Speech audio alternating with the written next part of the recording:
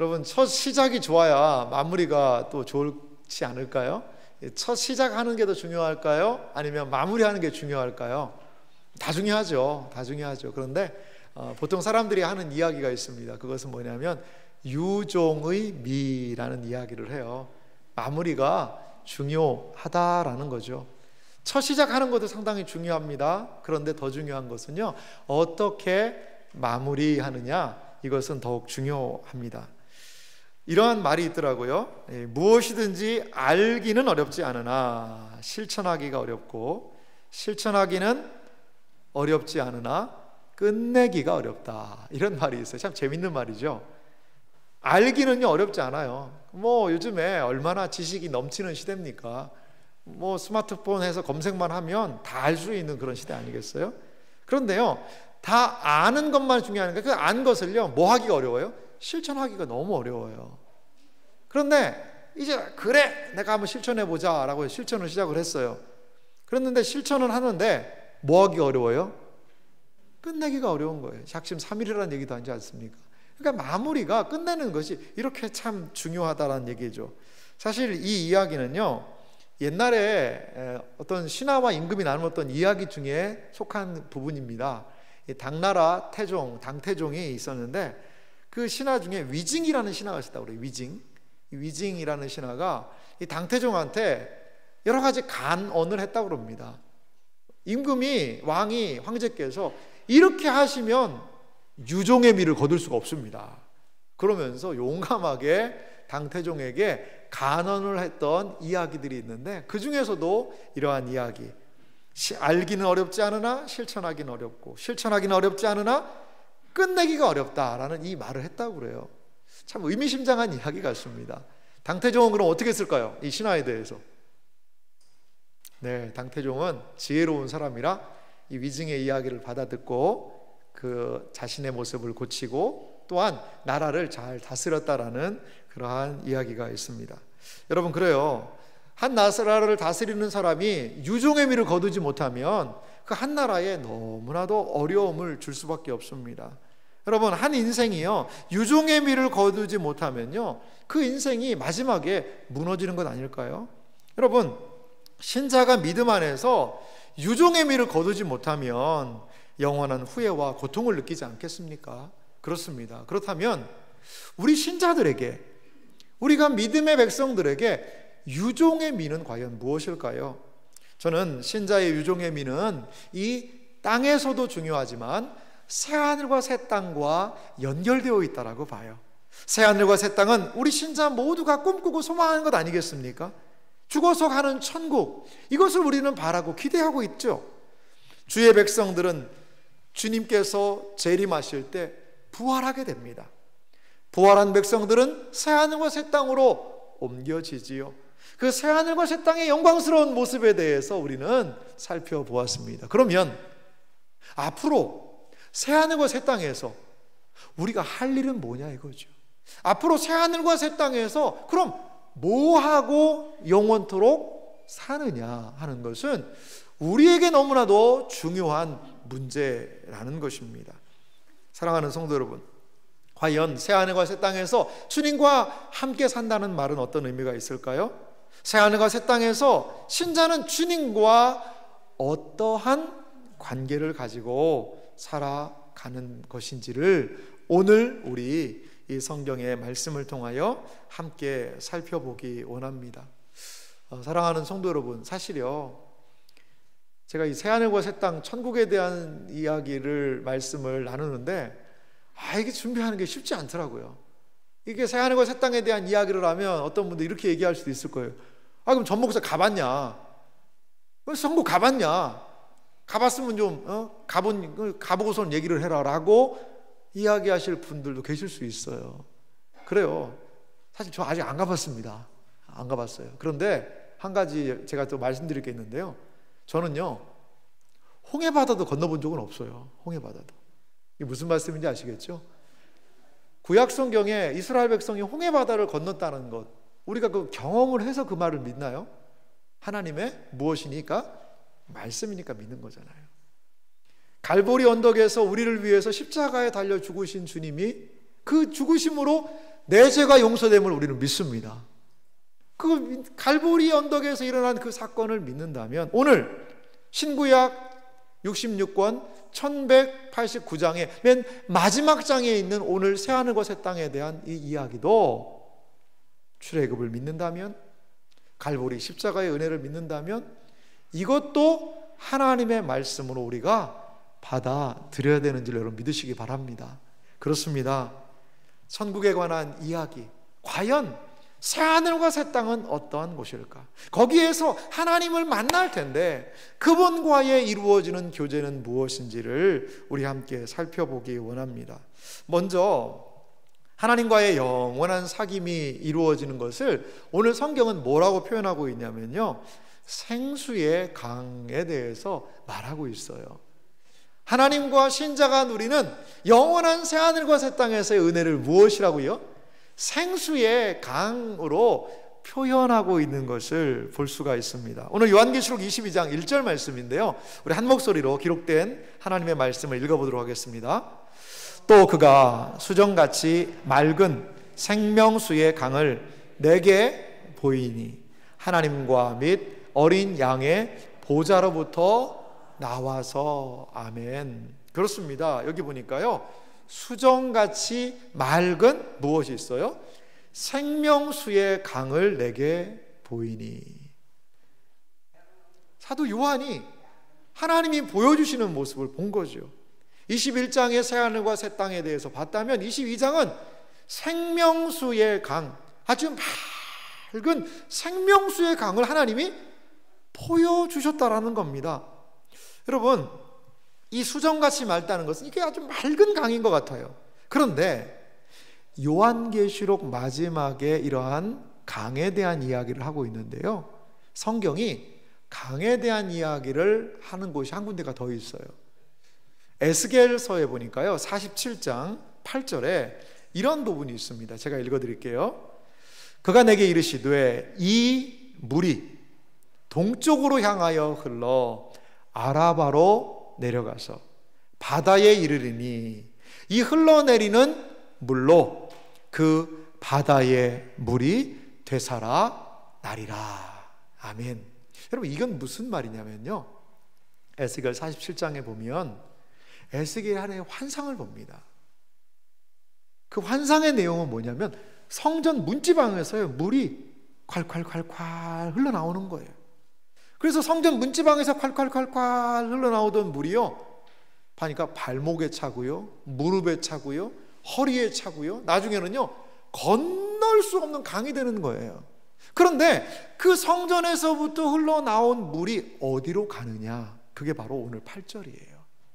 그가 내게 이르시되 이 물이, 그 성전에서 나온 그 콸콸콸콸 흘러나오던 그 물이 강같이 되었는데요, 그 물이 어디로 가냐면 동쪽으로 향하여 흘러 아라바로 내려갔다라고 이야기해요.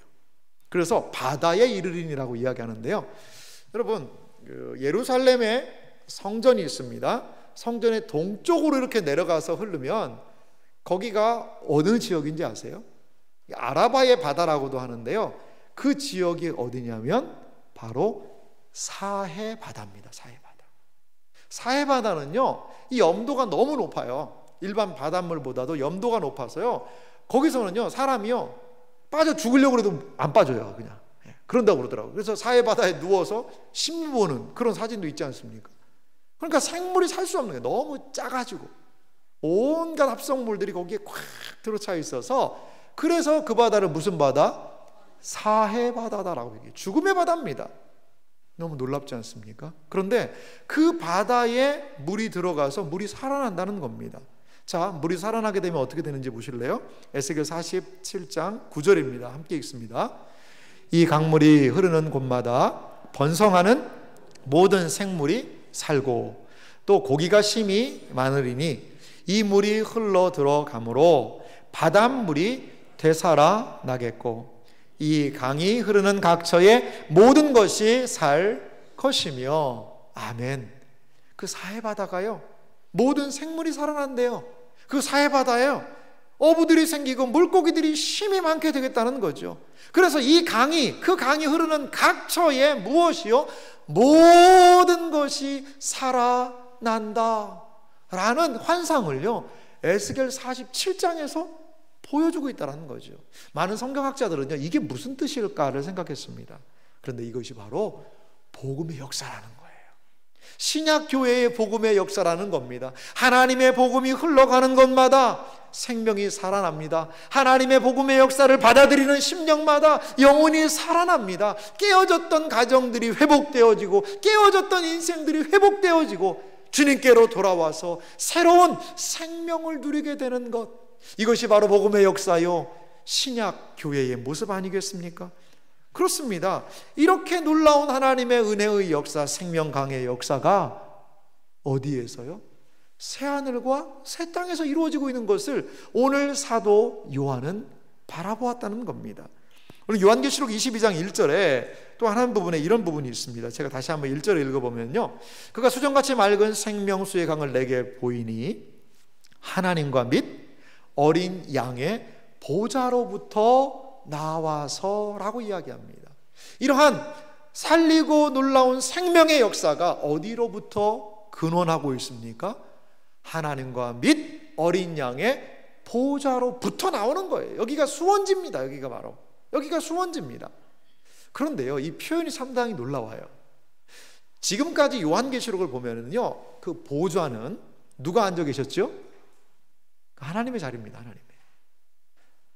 성부 하나님께서 하나님의 그 보좌에 늘 앉아 계셨는데, 이제 누가 거기에 같이 있어요? 어린 양의 보좌라고 표현되고 있어요. 그러니까 하나님과 성부 하나님과 성자 예수님이 이 세상에 대한 통치를 공유하시는 부분을 우리는 여기에서 볼 수 있습니다. 그렇습니다. 새하늘과 새 땅에서 모든 구원받은 백성은 하나님의 성부와 성자의 임재로부터 흘러나오는 생명의 강, 그것으로 살아간다는 거예요. 예수님이 이 세상에서 약속하셨던 그 생명의 은혜가 새하늘과 새 땅에서 완전하게 성취된다는 것입니다. 예수님은요, 이 생명에 대해서 땅에 계실 때 이렇게 말씀하신 부분이 있습니다. 요한복음 7장 37절인데요, 이런 부분이 있습니다. 명절 끝났 곧 큰 날에 예수께서 서서 외쳐 이르시되 누구든지 목마르거든 내게로 와서 마시라. 예수님은 초대하셨어요. 누구든지 오라는 것이지요.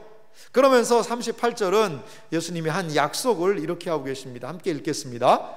나를 믿는 자는 성경의 이름과 같이 그 배에서 생수의 강이 흘러나오리라 하시니. 아멘. 사랑하는 성도 여러분, 신자는 누구입니까? 예수님을 믿고 예수님 안에 있는 이 생명, 나를 믿는 자는 성경의 이름과 같이 그 배에서, 그 영혼에서, 그 심령에서 생수의 강이 흘러나오리라라는 이 약속에 동참하는 사람들이 우리라는 것을 여러분 기억하시기 바랍니다.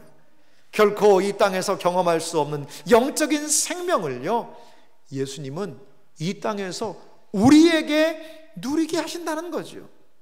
새하늘과 새 땅은요, 이 땅에서 시작한 예수님으로 말미암은 그 생명의 역사가 하나님 앞에서 완성되는 자리라는 것입니다.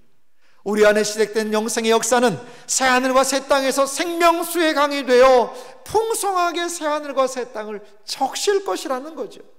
새하늘과 새 땅에서 신자는 하나님의 풍성한 생명의 그 역사, 그것을 온전히 경험하는 곳이 될 거라는 겁니다.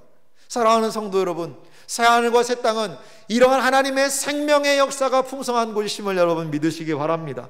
목마른 자들을 채워주고, 목마른 자들에게 어디로 갈지 모르고 이 세상에서 무엇을 위해서 어디로 가며 왜 살아야 하는지 헤매이는 목마른 영혼들에게 주님은, 예수 그리스도의 복음은 그들에게 생수를 알려주었습니다.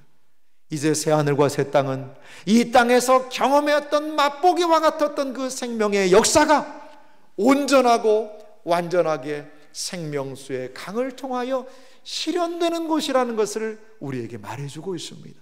사랑하는 성도 여러분, 이 생명을 소망하십시오.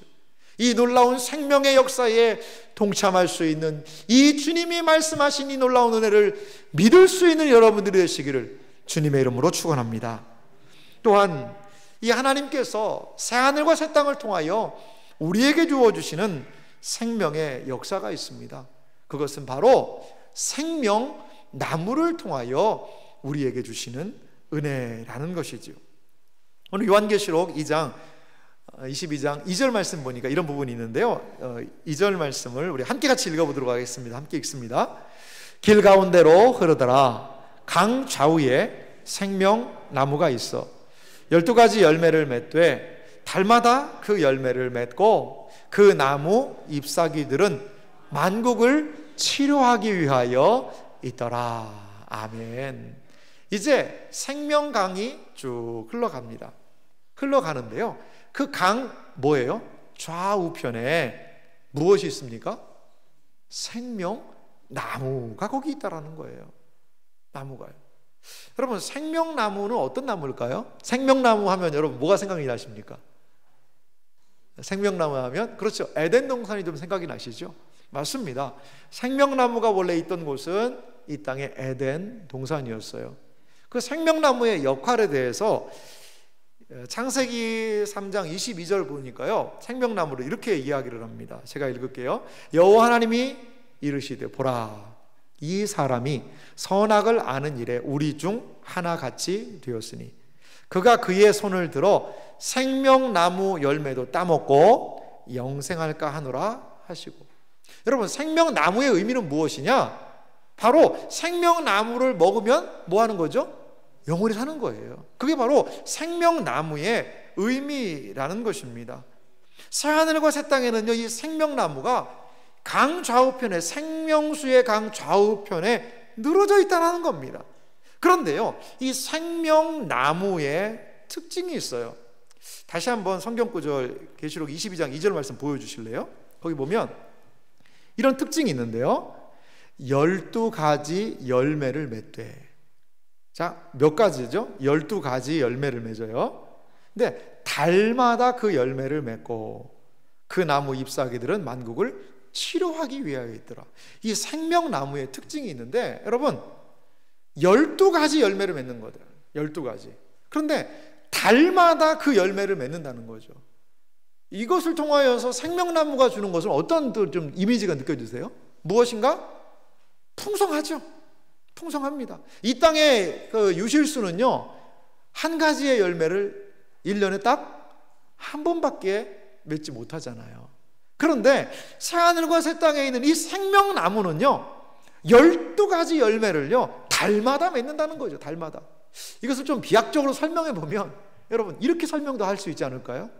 보통 1년에 감나무는 감이 한 번밖에 안 열리는데, 이 생명나무는요 1월 달에는 감이 열려요. 2월 달에는요 사과, 3월 달에는 열대로 가볼까요? 망고가 열립니다. 그리고 4월 달에는 열대로 가면 그 좋아하시는 분 있는지 모르겠어요. 두리안 막 이런 게 열려요. 수박, 참외 막 이런 것들이 달마다 열린다는 거죠. 이것은 하나님의 생명나무로 인한 생명의 역사에 무엇을요? 풍성함을 보여주는 것입니다. 또 하나, 여기에 달마다 열린다라는 그 의미 속에 우리가 알 수 있는 것이 있는데요, 그것은 무엇이냐? 새하늘과 새 땅에서 주시는 무엇? 이 새로움을 하나님 허락해 주시는 거예요. 새로움을 허락해 주시는 것이 바로 그 새하늘과 새 땅이라는 거예요. 새하늘과 새 땅은요 지겨울 틈이 없는 거예요. 지겨울 틈이. 사실 이 땅에서의 삶의 모습은 무엇입니까? 반복이죠. 반복. 어제 먹었던 밥 오늘 또 밥 먹습니다. 그리고 그 밥을 내일도 또 먹을 거예요. 왜 라면이 맛있어요? 밥 먹다가 질리니까 라면이 맛있는 거예요. 간식이 맛있는 거예요. 근데요 라면만 또 계속 먹으면요 밥이 그리워요. 여러분, 우리 인간은요 이렇게 쉽게 이 반복되는 일상을 통해서 지겨움을 느끼는 존재가 바로 인간입니다. 인간이에요. 이 세상에서의 사는 모습을 보세요. 여러분, 이 옷도요, 양복도요, 얼마나 양복이 단조로워요. 그러니까 이 단조로움을 피하기 위해서 저도 봤더니요, 어떤 데 이 양복 단추를요 여기까지 올려요. 3개를 올려요. 3개를 올려요. 3개를 올렸다가 나중에는 이 단추를요 2개짜리를 하나로 만듭니다. 하나로 내렸다가 왔다 갔다 왔다 갔다, 이 깃을 넓혔다가 줄였다가 좁혔다가, 체크 무늬를 넣었다가 뺐다가, 이게 계속 반복되는 거예요. 여러분, 유행 지났다고 해서 버리지 마세요. 조금 있으면 또 돌아옵니다. 또 뭐가 넓어질지 몰라요. 뭐가 좁아질지 몰라요. 이 세상의 모습은요, 단조롭죠. 지루하죠, 어떻게 보면. 그래서 뭐가 인기를 끌죠? 오락 문화가 우리에게 있는 거예요. 오락 문화가 뭐가 즐길 스포츠라든지 즐길 거라든지 엔터테인먼트가 있어서 이 몸이 건조한 단조로운 삶을 달래주고 있다는 것이죠. 하지만 새하늘과 새 땅의 은혜는 무엇입니까? 달마다 새로움, 날마다 아침마다 새롭고 늘 새로우니, 하나님의 새로운 은혜로 충만한 곳이 바로 생명나무가 있는 새하늘과 새 땅의 은혜라는 것을 여러분 믿으시기 바랍니다. 그렇습니다. 이 새하늘과 새 땅에서 하나님은 이 생명나무를 통한 생명의 은혜를 우리에게 허락해 주고 계시다는 거죠. 여러분, 새하늘과 새 땅에 생명나무가 있었어요. 그런데 어디에도 생명나무가 있었다고 그랬죠? 에덴에도 있었잖아요. 에덴의 인류는요, 열매를 따먹고 저주를 받아서 하나님의 은혜에서 멀어졌어요. 하지만 새하늘과 새 땅에는 그 생명나무의 과실을 먹고 영원한 삶을 누린다는 거죠. 첫 인류의 조상이 에덴에서 죽음을 경험하고 거기에서 죽음이 시작되었다면, 우리에게 주어지는 생명나무는 영원한 새로운 생명의 역사를 허락해주고 있다는 겁니다. 성경이요, 이 둘을요 명확하게 대조하고 있어요. 첫 에덴에서의 실패가 마지막 새하늘과 새 땅, 회복된 에덴을 통하여, 새로워진 에덴을 통하여 우리에게 생명의 역사로 나타난다는 것을 기억하시기 바랍니다. 새하늘과 새 땅은 생명나무를 통해 회복된 에덴, 회복된 인류, 회복된 풍성한 삶을 우리에게 보여주고 있다는 것입니다. 사랑하는 성도 여러분, 그렇다면 이 생명나무는요, 과연 누구에게 주어진 것일까요? 누가 과연 이 생명나무의 이 실과를 누리며 하나님과 함께 이 교제를 누릴 수가 있는 것일까요? 요한계시록 2장 7절은 에베소 교회에게 주는 예수님의 글입니다. 소식입니다. 그 에베소 교회에게 주셨던 마지막 말씀을 이렇게 우리에게 소개하고 있습니다. 같이 읽어보겠습니다. 귀 있는 자는 성령이 교회들에게 하시는 말씀을 들을지어다. 이기는 그에게는 내가 하나님의 낙원에 있는 생명나무의 열매를 주어 먹게 하리라. 할렐루야. 누가 생명나무의 열매를 먹을 수가 있습니까? 그 사람은 바로 이기는 자라는 거죠. 성도들에게, 에베소 교회 성도들에게 이기는 자가 되시오, 그리고 이 생명나무에 동참하시오 라고 예수님은 그 교회에게 이 말씀을 요한을 통해 증거할 것을 말씀해 주고 계십니다. 여러분, 그렇습니다. 과거 생명나무는 에덴에서 인류와 분리가 되었습니다. 범죄한 인류는 생명나무에 가까이 갈 수가 없었어요. 하지만 예수 그리스도가 오셔서 선포한 진리는 무엇입니까? 이제 회복됨으로 말미암아 그 생명나무의 과실을 누릴 수 있는 존재가 되었다라는 것이지요. 그러면 이 생명나무의 놀라운 은혜의 역사를 누리는 자, 이기는 자, 그 사람은 누구입니까? 오늘 요한계시록 12장 11절을 보니까요, 요한계시록이 제시하는 이김, 승리가 무엇인지를 우리에게 이렇게 소개하고 있습니다. 우리 11절 말씀도 같이 읽어볼까요? 또 우리 형제들이 어린 양의 피와 자기들이 증언하는 말씀으로써 그를 이겼으니 그들은 죽기까지 자기들의 생명을 아끼지 아니하였도다. 아멘. 그렇습니다. 여기에 우리 형제들이 어떻게 이겼나를 얘기합니다. 요한계시록 12장은요, 원수 사단, 마귀가 역사하고 있는 모습을 보여줘요. 하지만 그 마귀를, 세상을 어떻게 이길 수 있는지를 소개합니다. 무엇으로요? 어린 양의 피와 자기들이 증언하는 무엇으로? 말씀으로써 그를 이겼으니. 사랑하는 성도 여러분, 신자의 이김은 어디에 있습니까? 하나님의 말씀에 있는 줄 믿으시기 바랍니다. 하나님의 말씀을 붙잡아야 돼요. 요한계시록 마지막이 이 소망을 우리에게 소개하듯이 이 땅을 살아가는 신자들은 하나님의 말씀을 붙들어야 합니다. 알아야 합니다. 설교 말씀을 통하여 생명의 말씀을 듣고 깨닫고 붙들어야지요. 성경을 읽으며 하나님의 말씀을 받아들여야 합니다. 그리고 그 말씀을 따라 순종하며 나아가는 그 삶, 이것이 바로 생명나무와 걸맞는 삶이 될 수 있다는 것을 여러분 믿으시기 바랍니다. 사랑하는 성도 여러분, 오늘 우리가 하나님의 말씀을 듣는 이것은 새하늘과 새 땅에 있는 생명나무와 연결되어 있는 거예요. 오늘 우리가 하나님의 말씀을 듣고 순종하며 믿음을 따라서 승리하는 그 삶은 새하늘과 새 땅의 생명나무와 연결되어 있다라는 것입니다. 사랑하는 성도 여러분, 이 땅에서 하나님의 말씀을 깨달아 아시는 여러분들 되시길 바랍니다. 사랑하는 성도 여러분, 이 땅에서 하나님의 말씀을 붙들고 끝까지 순종하며 승리하는 여러분들이 되시길 바랍니다. 그리하여서 우리가 하나님의 말씀을 의지하고 순종하여서 새하늘과 새 땅 생명나무에 온전히 걸맞는 이 땅에 비록 우리가 살고 있지만 영원에 잇대어 살아갈 수 있는 우리들의 생애와 삶이 되기를 주님의 이름으로 소망합니다. 마지막으로 새하늘과 새 땅에서 과연 우리는 뭐하고 살까요? 어떠한 삶을 살까요? 오늘 성경이 우리에게 소개해주고 있는 진리는 바로 섬기며 왕노릇하며 영원한 새하늘과 새 땅에서의 삶을 살 것이다 라고 우리에게 소개하고 있습니다. 요한계시록 오늘 본문 22장 3절 말씀에 보니까요, 이렇게 소개되어 있어요. 다시 저주가 없으며 하나님과 그 어린 양의 보좌가 그 가운데 있으리니 그의 종들이 그를 섬기며. 여기 보니까요, 다시 저주가 없다라는 거죠. 죄가 끊어짐으로 말미암아 죄의 모든 영향력이라고 할 수 있는 저주가 끊어지는 그 시대, 다시 저주가 없는 그 시대가 도래하게 된다는 겁니다. 여러분, 저주가 끊어지고 사라진 그 자리에 무엇이 채워질까요? 복이 채워집니다. 저주가 끝나면 복이 시작하는 거예요. 그러면 그 복의 실체는 무엇일까요? 이 복에 대해서 요한계시록 22장 4절은 이렇게 우리에게 소개를 하고 있습니다. 그의 얼굴을 볼 터이요 그의 이름도 그들의 이마에 있으리라. 요한계시록은요, 저주가 끊어지고요, 그의 얼굴, 하나님의 얼굴을 본다, 이러한 이야기를 합니다. 여러분, 얼굴 보는 것이 좋은 거죠.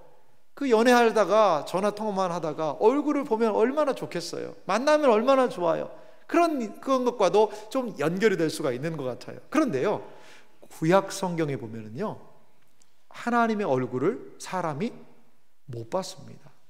모세도요, 하나님의 얼굴을 볼 수 없다라는 그런 표현을 하고 있어요. 그래서 모세는 하나님의 얼굴을 보지 못했습니다. 여러분, 마치요 범죄자가 왕의 얼굴을 보지 못하고 멀리 유배를 시키지 않습니까? 왕을 떠나듯이 범죄한 인류는 하나님의 얼굴을 볼 수가 없었습니다. 하지만 이제 새하늘과 새 땅의 은혜는 무엇입니까? 그 하나님의 얼굴을 본다는 것이죠. 은혜의 얼굴이요, 사랑의 얼굴이요, 영광의 얼굴인 주님의 얼굴을 보는 일이 발생하게 되더라는 것이죠. 여기 오늘 요한계시록 22장 3절에요, 이러한 하나님의 얼굴을 보는 사람들이 하는 중요한 역할을 열거하고 있어요. 다시 한번 3절 말씀을 좀 보시겠어요? 여기 보면요, 다시 저주가 없으며 하나님과 어린 양의 보좌가 그 가운데 있으리니 그의 종들이 그를 뭐 한다는 거죠? 섬기리니. 이게 우리말입니다. 우리가 할 일입니다.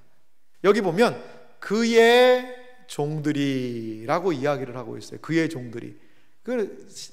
요한계시록 보면 종들은요, 바로 구원받은 우리를 얘기해요.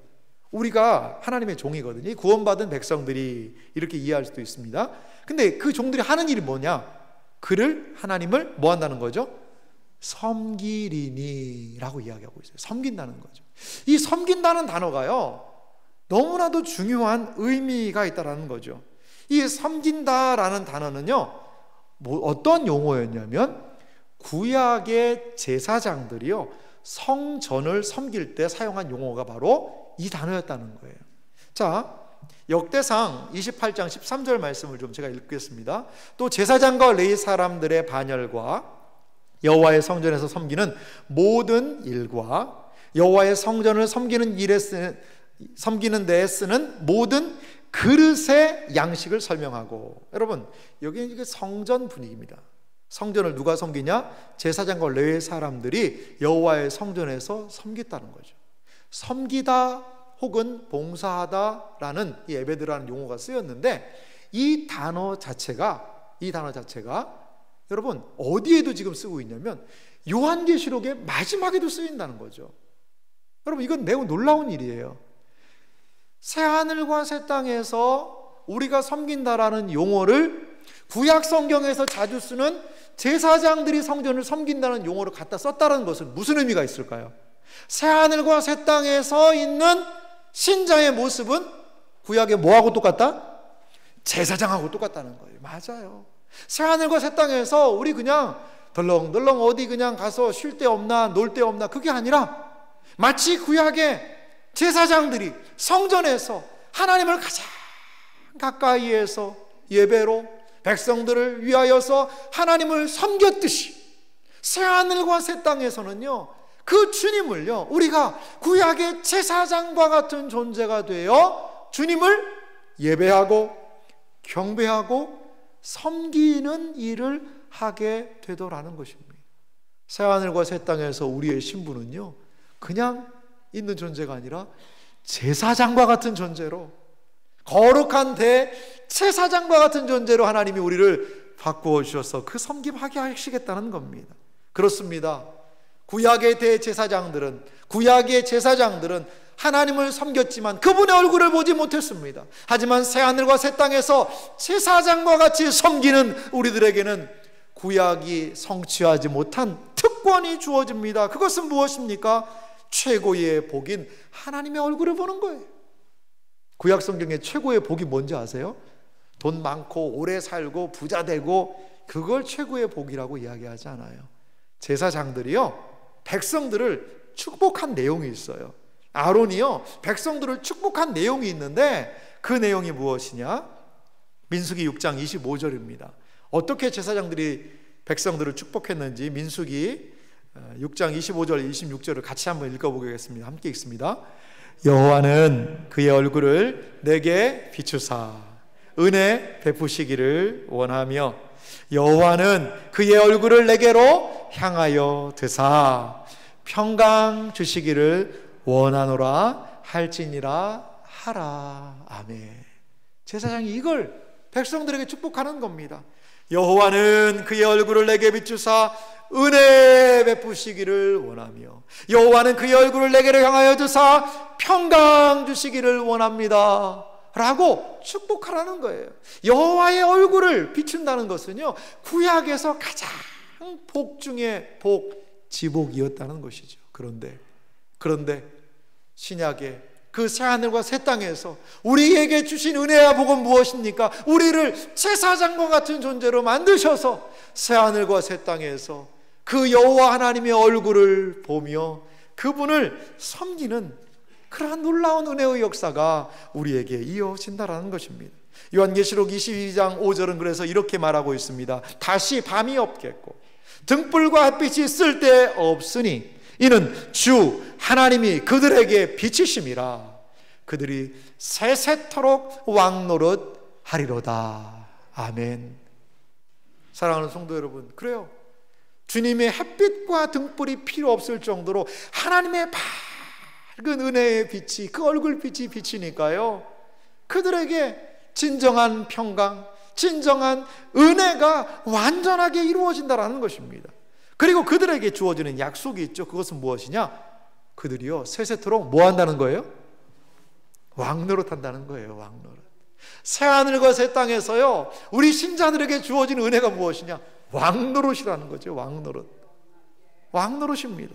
여러분 에덴을 보세요. 에덴 동산 만들고 아담을 뒀을 때 아담에게 하나님이 무슨 이야기를 하셨냐면 다스려라.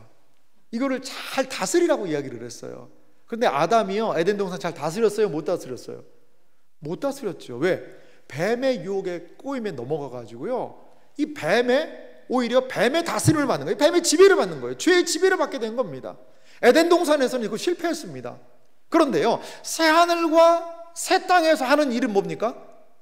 에덴에서는 다스리는 것에 아담이 실패해서 범죄하고 오히려 죄가 인류를 다스리는 그러한 너무나도 힘든 상황이 되었는데, 새롭게 된 새로운 에덴인 거룩한 새하늘과 새 땅에서는 주님과 함께 다스리게 된다는 거예요.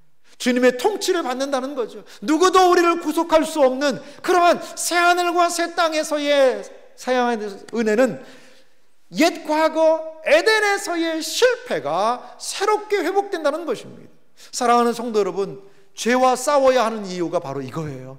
이 세상을 살아갈 때 본성대로 살아가지 않고 믿음으로 승리하는 삶, 죄를 억누르고 죄를 다스리고 이 세상에서 하나님의 놀라운 예수의 권세를 가지고 죄와 사망의 권세를 끊고 이기신 예수 그리스도의 그 은혜를 붙들고 승리하는 삶을 살아야 되는 이유가 바로 이것입니다. 왜? 무엇 때문에? 우리는 영원히 앞으로 새하늘과 새 땅에서 왕노릇하는 그날이 있기 때문에. 비록 우리에게는 이 세상에 살 때 힘들고 어려움, 지치고 실패가 있어요. 하지만 여러분, 눈을 들어 보십시오. 거기에서 넘어지고 자빠지는 것이 아니라 눈을 들어 우리에게 허락하신 그 영광스러운 승리의 날을 사모해야 된다는 것이죠. 사랑하는 성도 여러분, 새하늘과 새 땅에서 우리 신자들은 과연 어떤 모습으로 살아가게 될까요? 생명수의 강을 통하여 생명의 역사가 충만하게 드러납니다. 생명나무를 통하여 하나님의 풍성함과 새로움이 경험됩니다. 그리고 또한 우리를 제사장과 같은 존재로, 왕과 같은 존재로 삼아주신다는 거죠. 그래서 베드로전서 2장 9절은요, 우리 신자들의 신분을 이렇게 소개하고 있습니다. 그러나 너희는 택하신 족속이요, 왕같은 제사장들이요, 거룩한 나라요, 그의 소유가 된 백성이니. 사랑하는 성도 여러분, 사도 베드로가 주어졌던 사중적인 우리의 신자의 정체성 중에 두 번째, 왕같은 제사장이라는 이 단어가 완벽하게 실현되는 곳, 거기가 바로 새하늘과 새 땅임을 여러분 믿으시기 바랍니다. 여러분, 요한계시록의 이 마지막에 왜 이걸 기록해 놨을까요? 요한계시록의 마지막에다가 이거를 기록해 놓은 의미가 무엇일까요? 그 성도들에 대한 위로가 아니었을까요? 한 대기업에서요, 신입사원을 뽑았어요. 동기 두 사람이 한 부서에 배치가 됐습니다. 여러분, 신입사원으로 대기업에 들어갔으니까요, 일이 많을까요, 적을까요? 말도 알 수 없이 일이 많죠. 배워야 할 것도 많고요, 이 일 저 일 많고. 그러니까요, 막 너무 그 기간이 힘든 거죠. 힘들어요. 때로는요, 야근까지 합니다. 밥도 못 먹고 막 라면 먹어가면서 야근까지 막 하는 거죠. 그런데 이 두 사람의 모습이 너무나도 달라요. 확연히 다른 거예요. 한 사람은 이거 여기 사표를 쓸까 말까, 그냥 그만 관둘까 말까, 그러면서 그냥 그 힘겹게 그렇게 일을 하고 있는데, 같이 입사한 사람 하나는 뭐 약간 룰루랄라 같아요. 어려운 일을 시켜도 예 알겠습니다, 그러고서는 뭐 그냥 이렇게 하고 뭐 콧노래를 불러요. 그러면서 일을 해요. 그러니까 이 같은 부서에 배치된 그 동기 이 사람이 물어본 거예요. 아니, 너는 어떻게 그렇게 힘들지 않냐? 그래서 힘은 든대요. 어떻게 이렇게 열심히 할 수 있냐 했더니, 자기는 앞으로 이 회사에 자기가 회장이 될 거라는 거예요. 그래서 밑바닥에서부터 이렇게 열심히 일을 해가지고 회장이 될 거라는 거예요. 그러니까 같은 이제 입사된 그 동기가 코웃음을 쳤어요. 아이고, 무슨, 야, 네가 여기서 일한다고 회장 될 것 같냐? 근데 그 뒷말이 놀라운 얘기를 하는 거예요. 뭐라고 얘기하냐면, 사실은 말이야, 우리 아버지가 여기 회장이야. 예? 우리 아버지가 회장이라는 거예요. 예? 여러분, 회장님 아들이 신입사원 역할을 해요. 힘들겠죠. 라면 먹어요. 근데 이 라면이고, 근데 고통스럽고 그게 아니라, 내가 이때가 아니면 언제 이런 거 해보겠냐. 앞으로 내가 회장이 될 텐데 이때가 아니면은 뭐 언제 이런 일을 알아보고 하겠냐. 내가 앞으로 다스리고 내가 앞으로 경영할 이 회사 구석구석을 알아보자. 그러니까요, 힘이 들지만 힘 안 든 거예요. 어떤 측면에서 감당할 수 있는 거예요. 사랑하는 성도 여러분, 왜 요한계시록의 마지막에 이 이야기를 우리에게 남겨놓았을까요? 세상 힘듭니다. 죽을 만큼 힘든 거예요. 세상이 어려워요. 하지만 무엇을 기억하라는 거예요? 우리의 자리를 기억하라는 거죠. 온 우주 만물을 창조하신 하나님 아버지께서 우리의 진정한 주인이고 아버지가 되신다는 것을 기억하라는 거예요. 그리고 그 하나님 앞에서 왕 같은 존재로, 제사장과 같은 존재로 그 새하늘과 새 땅에서 그분과 함께할 영광스러운 그 미래를 꿈꾸고 소망하며 이 땅에서 뭐 하라는 거예요? 인내하라는 거예요. 뭐 하라는 거예요? 말씀을 붙들으라는 거예요. 뭐 하라는 거예요? 순종하라는 것입니다. 그래서 성경의 마지막 신구약 1189장을 마무리하며 요한계시록 22장은 우리에게 새 하늘과 새 땅의 역사의 비전을 우리에게 주고 있다는 것을 기억하시기 바랍니다. 이 천국의 이야기는 현실과 너무 무관한 이야기 같아요. 하지만 그렇지 않습니다. 이 땅을 능가하고 우리가 이 세상을 넉넉히 인내할 수 있는 근거는 새하늘과 새 땅의 영광이라는 것을 믿으시기 바랍니다. 이 아버지의 통치와 영광에 동참할 그날까지 수고하고 인내가 있겠지만 끝까지 믿음으로 인내해야 한다는 것입니다. 사랑하는 성도 여러분, 이 땅에서 꿈꾸는 본향이 있습니다. 이 땅의 교회, 이 땅의 우리의 모습 불완전합니다. 하지만요, 새하늘과 새 땅은 완전합니다. 하늘의 교회는 완전한 승리를 얻었습니다. 이 땅에 우리는 낙심하고 절망할 수도 있어요. 실패할 수도 있습니다. 그럴 때일수록 이 땅에 살아가는 신자는 하늘의 새하늘과 새 땅, 하늘의 완전한 그 교회를 바라보아야 합니다. 하나님의 백성은 최후 승리를 바라보고 살기 때문에 이 땅에서 타협하지 않습니다. 하늘의 승리를 기억하며 우리도 또한 이 땅에서 죄와 싸우며 부분적이지만 승리를 맛보며 승리하며 살아가야 합니다. 새하늘과 새 땅의 영광스러운 그 승리와 완성의 날을 소망하며 오늘 우리에게 주어진 이 광야 같은 삶이라 하더라도 이 모든 날들을 인내로 승리하며 살아가시는 복된 생애와 삶이 되시기를 주님의 이름으로 축원합니다.